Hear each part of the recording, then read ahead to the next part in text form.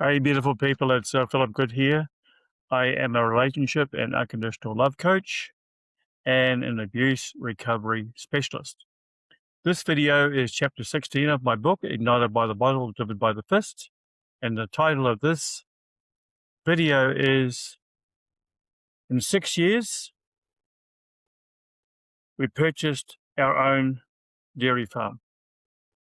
In the last video, we spoke about my father wanting his $15,000 or $16,000 that we borrowed from him to help purchase cows and machinery to get into a 50-50 share farming contract. And within 2 years of our 3-year contract, he wanted his money back. So unfortunately, that meant that we couldn't carry on our contract. We were too much under financial pressure as it was. And I tried to explain that to my father. And furthermore, the farm advisor, George, very well-respected dairy farmer himself in the Whakatane area of New Zealand. He wanted to speak to my parents. So my parents came down. We had an interview with them, Eileen and I, my parents, and George. And he said that Phil and Eileen, their performance in their very first year, the previous year, was in the top 3 out of 1,500 dairy farm suppliers of the Rangitaki Plains Dairy Company. But in spite of that, accolades and George saying it was a magnificent effort, my father still said he wanted his money back just to put back into his bank account, for no purpose other than to put back in his bank account. So unfortunately, it was a great farm, and but the Murray Trust said that they would finance I and I to keep us on. But my pride took the better of me, and I said, "I know if my own father and mother not prepared to back me, Eileen and I, then I won't accept the money from the Murray Trust either." So I left, which is a bad decision for me, or for Eileen and I. It was a very good farm, would have set us up very well. It would have stabilized us in that one position on the farm there for a number of years as well, and enabled us to purchase our farm probably far quicker and in that area as well. But I didn't do it, so I left. Big life lesson right there. Okay, so if you're offered an opportunity, don't let your pride get in the way. Take it on board and be grateful for it. I mean, I was grateful for the offer, but we should have taken it up. Wisdom of hindsight, great thing. And I mean, we all go through that, don't we? Wish we'd have done something, and the opportunity passed us by. So it was with us. So on to the next one, right? So anyway, after we left that farm, we contract milked in a place called Taniara. So we're not too far away from where we're share farming, actually, in Thornton, and just outside another part of Whakatane.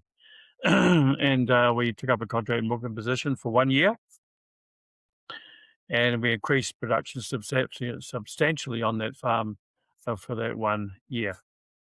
It was on the anniversary of our son Alex's birthday, the 2nd of March 1987. We had a ginormous earthquake that happened. The cows alerted us to the fact that there's an earthquake coming. They the whole 300 cows milled around in a circle. They all like together, huddled together. It was weird. It was the eerie silence as well. No birds chirping. It was just dead silence. But I'm not sure, I can't remember the Richter scale it was on, but it was about 7 or 7.5. Anyway, had the effect of, destroying tar seal on roads. A flat road would become bumpy.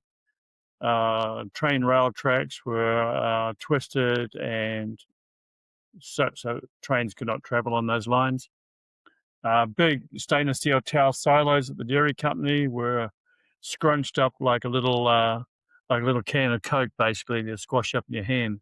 big stainless steel silos were just destroyed like that as well. That was the power of that. So that was a scary time. We had no power, of course, couldn't milk the cows for, I don't know, 3 or 4 days, and they're still milking well. So fortunately, we didn't get a great deal of mastitis. And another thing we were grateful for, that it rained. Like, we didn't have power, so we didn't have running water as such. So we just took the spout off the downpipe from the spouting into a couple of 200-litre drums, plastic drums, and filled them up water with rainwater. So we're fortunate because we had no running water. There's no pump running, of course, no electricity, right? So yeah, so that was anyway. We got through it. So I got to the end of that season, and what we decided to do then is we got out of farming briefly, went up to Auckland, a place called Pakuranga, and we decided to do lawn mowing contracting. It only took us about 4 months to realise we were getting nowhere fast here. We were paying rent, and it was very expensive rent back in those days comparatively. And we had 2 little children. The youngest was only about 16, 17 months. And then the older one was probably about, she was about 6. No, not even that, probably about 4, actually. Not quite going to school. So anyway, they had to be looked after, and that was another thing. I both did the lawn mowing, and we did really well. But we could see that, with the rent and costs and stuff, we weren't going to make a great deal of progress. So we decided yet again to get back into dairy farming, and we took on a farm manager's position at a place called Waiapa in South Auckland for a chap called Bob. He was a lawyer, and he had various investments in houses and rentals and that sort of thing in and around Auckland, and also invested in farms as well. So he had this one farm out at Waiapa. His manager was about to leave, and so I took up his position. We moved there to the farm, and so on. I continued on doing a bit of lawn mowing for a while, and she sold the rest of our lawn mowing contracts to somebody else, and came and lived on the farm. And so we did that. We managed from November of year 1987 through to the end of that year. And at the end of that year, Bob offered us a contract milk position for 12 months. And so we did that. We increased our milk production on the farm by 30% in 1 year, which is so Bob would say that was and his farm advisor said it was a very, very impressive performance. Bob had a discussion with Ollie and I, and to say that he wanted to buy another farm down. That was in South Auckland. He wanted to buy another farm down in the Waikato region, outside Hamilton, in the Waikato. But he would only buy another farm if we would go down and 50-50 share milk that farm for him. So that meant getting back into buying cows and machinery once again.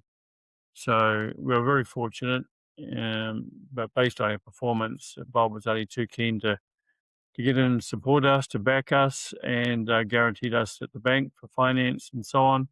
So it gave us a leg up and opportunity to get onto that farm, which was around about between 280 to 300 cows.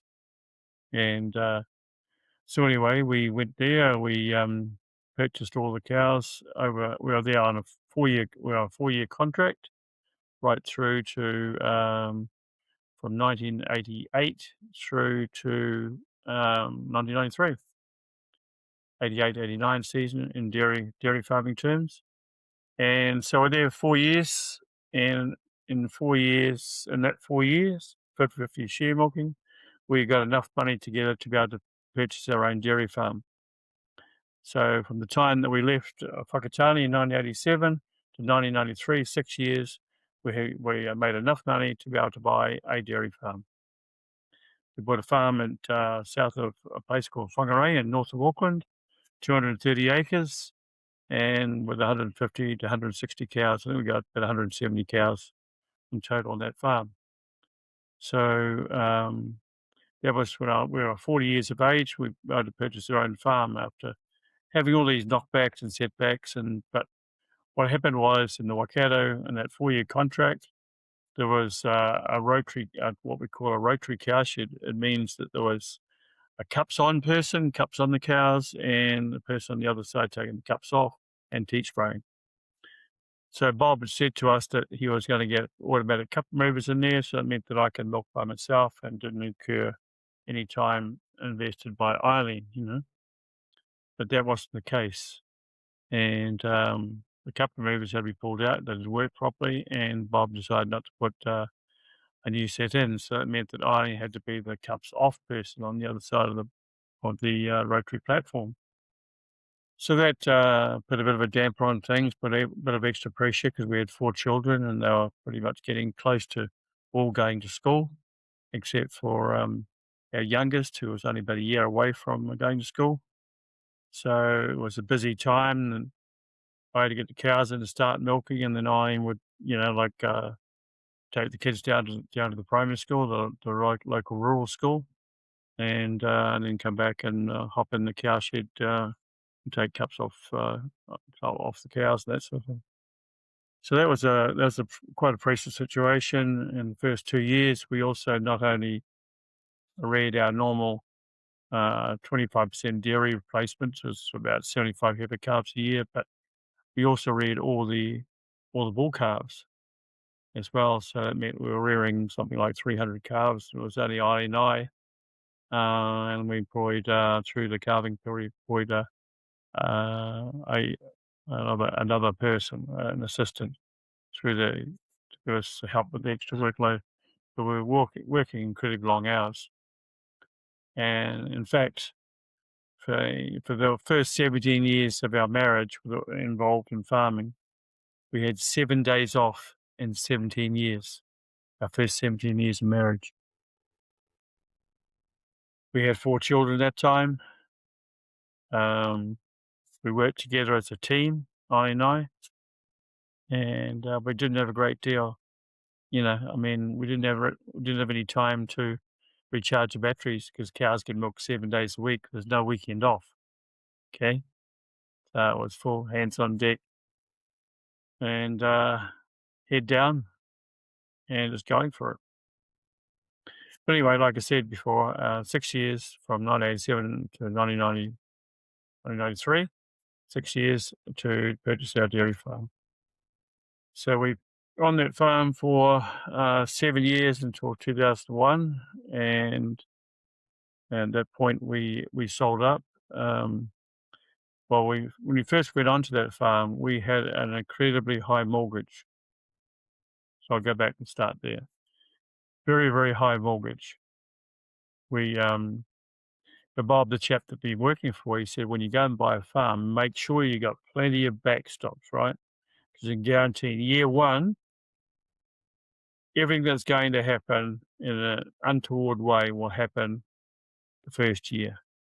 And so it was. So our interest rate started off at 7.9%, 7.9%. Compared to today, that's very high, isn't it? 7.9%. And 6 months down the track, and halfway through our first season on our dairy farm, interest rates went up from 7.9 to 11.5%, which was a massive increase in interest. And quite often when you have that sort of lift in interest rates, all your internal costs, like your fertilizer cost, your cow shed expenses, detergents, your vet expenses, power, all those expenses go up comparatively as well. So, but of course, our payout fluctuated depending on what you got paid from overseas markets via the dairy company. So there's no guarantee of any stable payment for your milk, from milk solids you're selling to the dairy company. There's no guarantee. It fluctuated. So that put a real pressure on your budget. And initially, when we went to get our finance to buy the farm from the banks, 2 banks turned us down. They said the mortgage on the farm property compared to the Our income was way, way too high. But both banks said, you will find a bank that will back you because they'll back the person. My track record on farming, which was pretty high up there. So sure enough, the third bank went to, they said, yep, okay.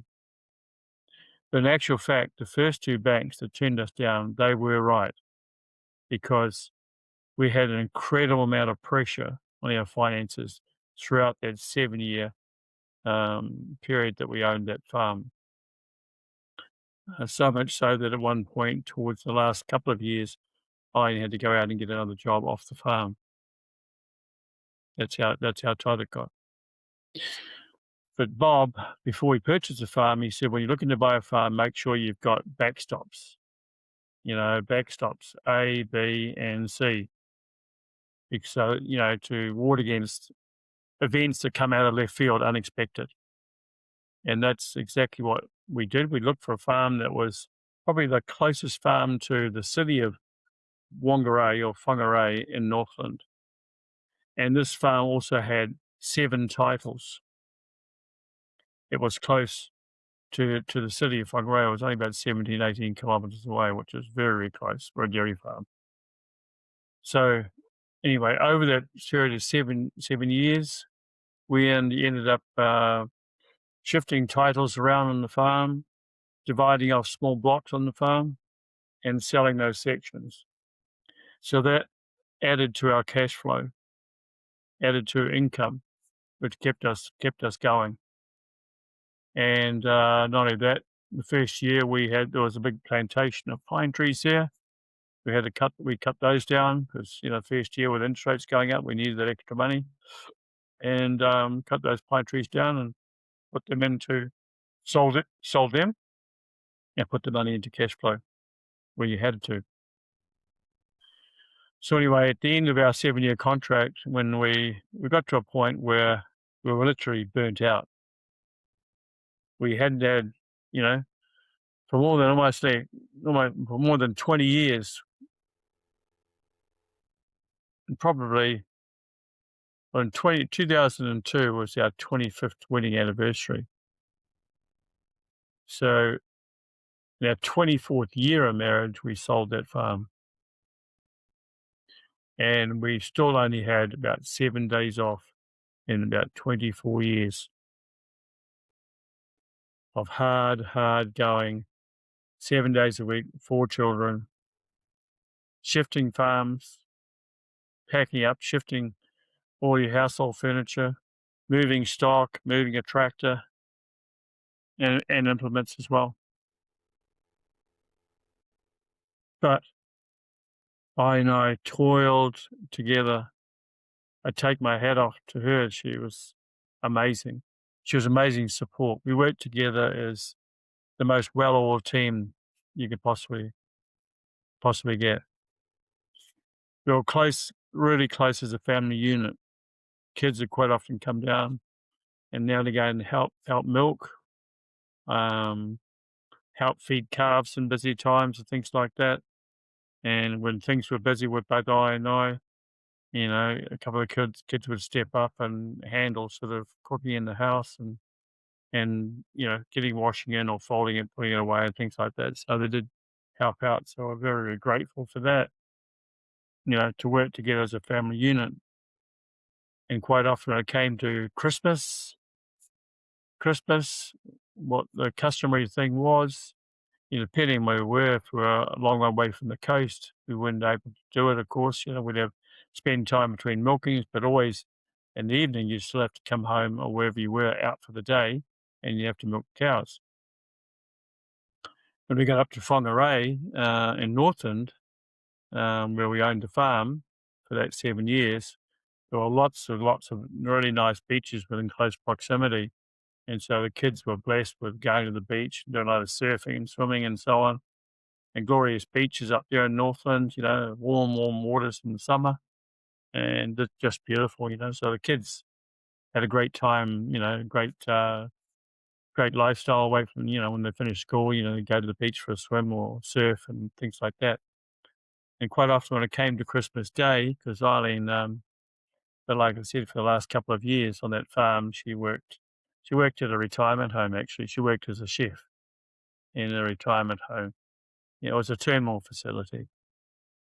And what Eileen and our two daughters would do on Christmas Day, just give you an idea, they would go in and the two girls would go and help Eileen and staff to get the Christmas meal ready and stuff, and make things really nice for the residents and so on.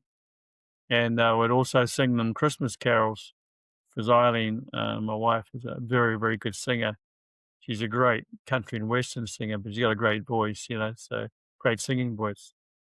And so the girls inherited her voice, so they'd all go in there and not only serve up the meal with help of their staff, but also sing Christmas carols to the old people in the home.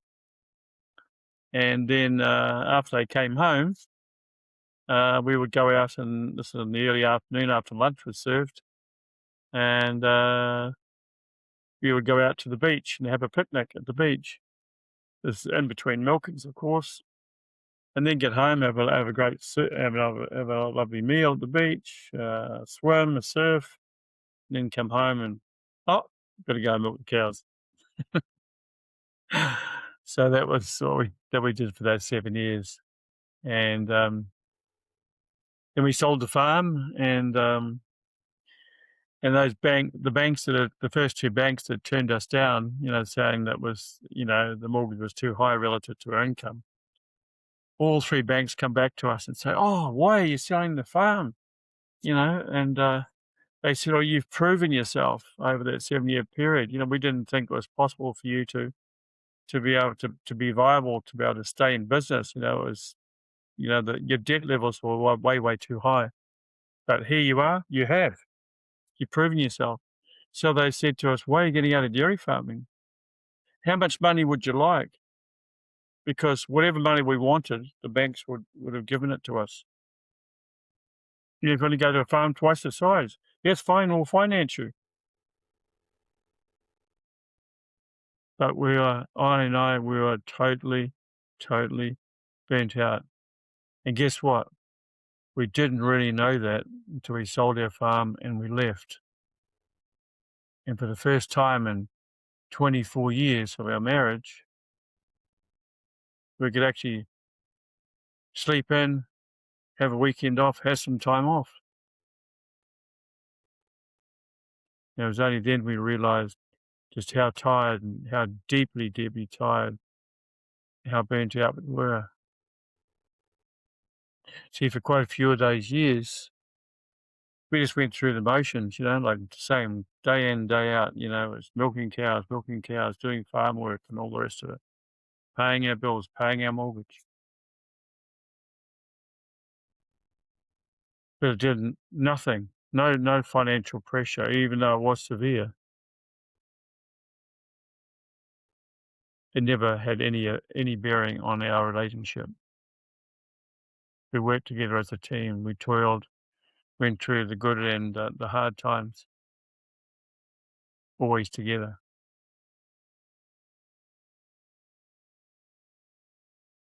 And, for Eileen being, pretty much, my partner on the farm, I couldn't have had a better partner.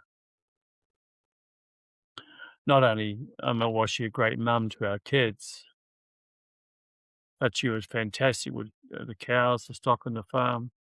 Fantastic rearing calves. She was a natural mum, so calves always loved her as well, and they loved me as well too. But yeah, but it came to 2001, and we sold our farm, got a good price for it, and got out of farming into something else, which I'll talk about in the next video. Okay, guys, so I love you and leave you with that. If you want to learn anything more or download a book, please go to philipgood.com. That's BHILIP, good, GOOD.com, and download a free book there. And you can read a little bit more. But and of course, this book, this is chapter 16 of the book that I'm writing, of course, Ignited by the Vital, Lived by the Fist. All these things that I'm recording will be transcribed into a book form, and the complete book will be available to purchase before too long. Okay, guys, I love you and leave you. Blessings, love, and light to you all. Unconditional love is all there is, and unconditional love to all you guys. Bye for now.